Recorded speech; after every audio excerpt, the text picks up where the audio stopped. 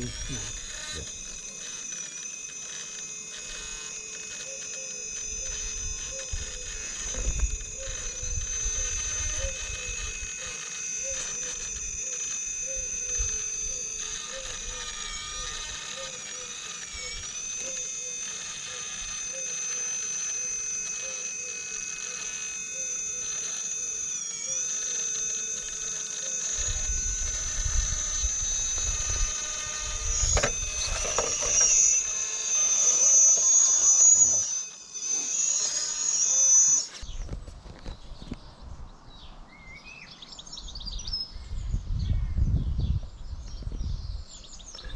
Okay, so quick run through on the Flatgekko V1. I meant to do this the other day but didn't get around to it, but I thought I'd show you kind of all the mods on this and what it's running. I've heard a few people asking questions about that, so here we are. Now, as of yesterday, it's got a little bit more height, so it's running just under 60mm clearance on the skid. So what are you guys running in your LCG trucks? How low are you going? I'm finding that lower than that, and I'm starting to get caught up. It's running the standard axles, AR44 axles, so no portals, which kind of cuts down a bit of clearance as well. But yeah, so I'm running 60mm. Is that a good amount? I don't know, let me know in the comments. Okay, so let me show you around what else we've got. So, oh, junior mortician body, by the way, cut down a little bit. Right, so the most important thing, I guess, is it's a Flatgekko V1 chassis, which is just outstanding. Although you can't get it anymore, but look out for the Yuki, that'll be my next build. Even better. So V1 chassis with a only difference to the chassis is I've got a link riser at the back there just to help with the climbing. Wild boar from my original honcho, wild boar drive shaft still working great. Salanis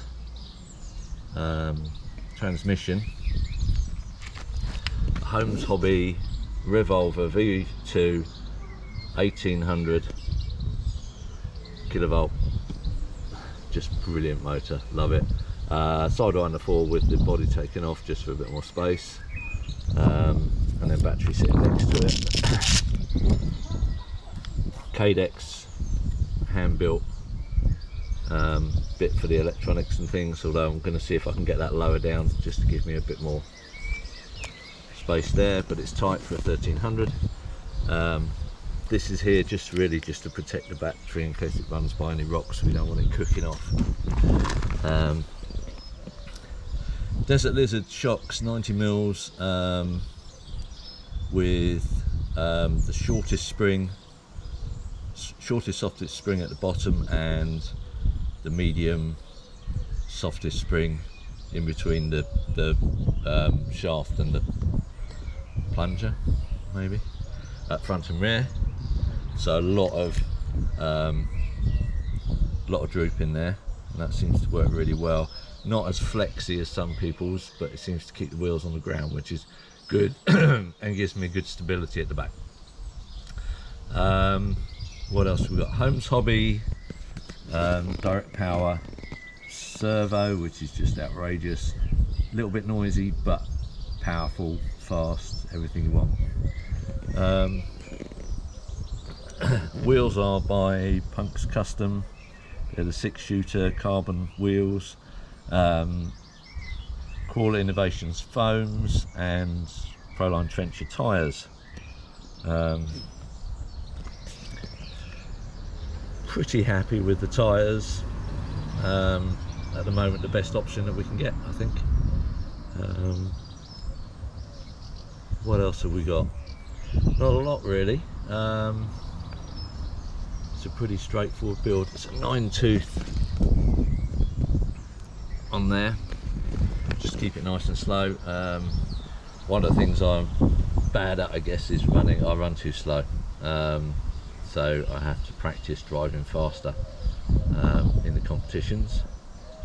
I'm always right up against the time, or sometimes I go over, which is the most frustrating thing in the world, because you never know where the time's gone. That's kind of about all of it, but the key to it, I guess, is the chassis is just outstanding. You can't get it now. You can get the Yuki. Modification, yeah. So bumper on the front here was sticking past the line here, so I've cut the chassis back and then mounted the bumper further back, right up against the mount for the servo. So I've got a little bit. I can nudge up to the nudge up to a wall or something, and the tyres still hit first, just, whereas before this was hitting first, which is frustrating. These, by the way, are just there so that I can clip on and off my kinetic winch if I want it or not, and swap it between vehicles, but I'm not big into winching.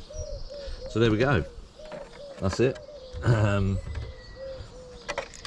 Not used this exact setup in a competition yet. Looking forward to East, which will be 26th of June, so not long, and we'll see how we go. Any questions or anything, pop them in the comments, and let me know what ride height you're running on your LCG builds, because I'm quite interested to see whether or not I've got it right.